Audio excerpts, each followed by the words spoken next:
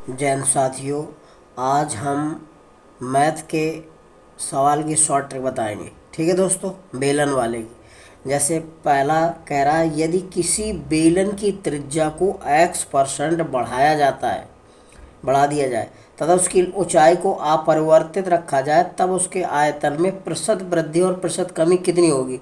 तो दोस्तों, इसकी ट्रिक होती है, ध्यान रखना, जब कहे यदि किसी बेलन की त्रिज्या को x% बढ़ाया जाए या घटाया जाए, दो में से एक कहेगा, तथा उसकी ऊंचाई को अपरिवर्तित रखा जाए, तब उसके आयतन में प्रतिशत वृद्धि और प्रतिशत कमी कितनी होगी दोस्तों।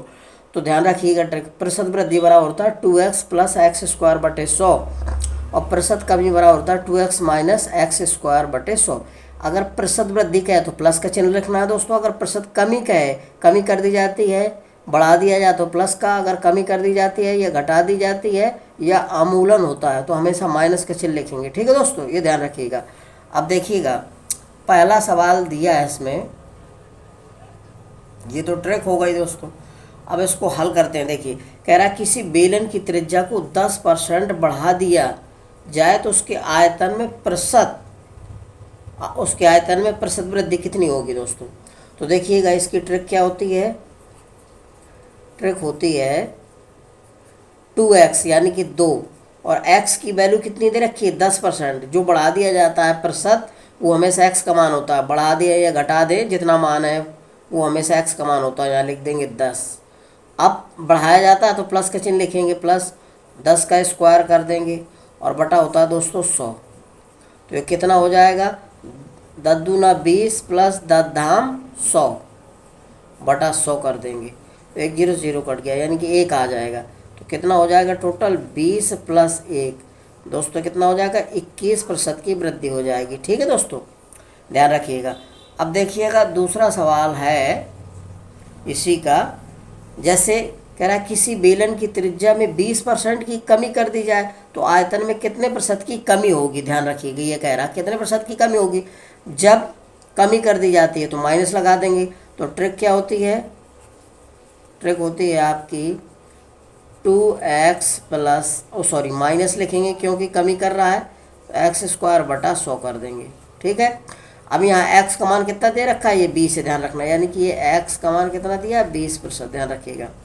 तो यहाँ रखते हैं 2 गुणे 20 माइनस 20 का स्क्वायर करेंगे तो 20 गुणे 20 यानी कि 400 आ जाएगा बटा 100। 0 0 काट दो, कितना आ जाएगा दोस्तों, ये ध्यान रखिएगा 20 दूना 40 माइनस का 4, तो कितना आ जाएगा, 40 में से जब 4 घटाओगे तो 36% की कमी हो जाएगी। उसके आयतन में कितना परिवर्तन हो जाएगा, 36% की कमी हो जाएगी। ठीक है दोस्तों, यही इसका आंसर हो जाएगा।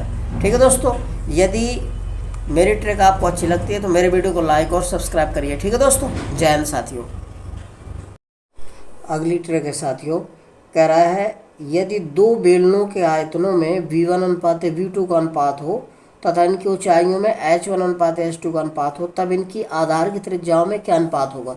तो दोस्तों, ट्रिक होती है आधार की त्रिज्याओं का अनुपात, यानी कि R1 अनुपात R2 बराबर √H2 इंटू V1 अनुपात √H1 इंटू V2। ये इनके त्रिज्याओं का अनुपात होता है दोस्तों। जैसे ये सवाल दे रखा है, कह रहा है दो बेलनों के आयतन में 3:4 का अनुपात है एवं इनकी ऊंचाइयों में अनुपात 1:3 है, तो आधार की त्रिज्याओं में क्या अनुपात होगा। तो दोस्तों, इसमें ध्यान रखिएगा, इसको हल करेंगे। ये R1 अनुपात R2 बराबर होता है √H2V1 अनुपात √H1V2।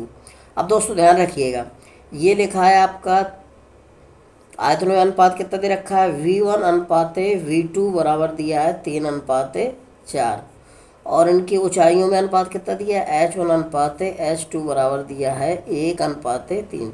ठीक है साथियों, आप ध्यान रखिएगा।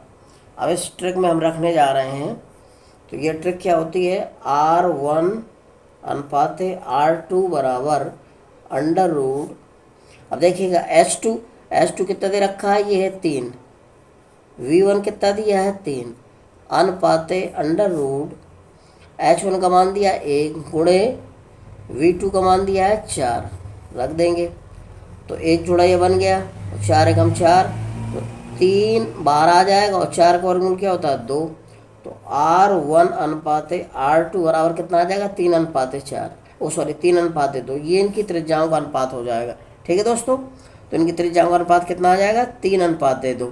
ठीक है दोस्तों, यदि मेरा वीडियो आपको अच्छा लग रहा है दोस्तों, ट्रिक आपको समझ में आ रही है, तो मेरे वीडियो को लाइक सब्सक्राइब अवश्य करिएगा दोस्तों। ठीक है।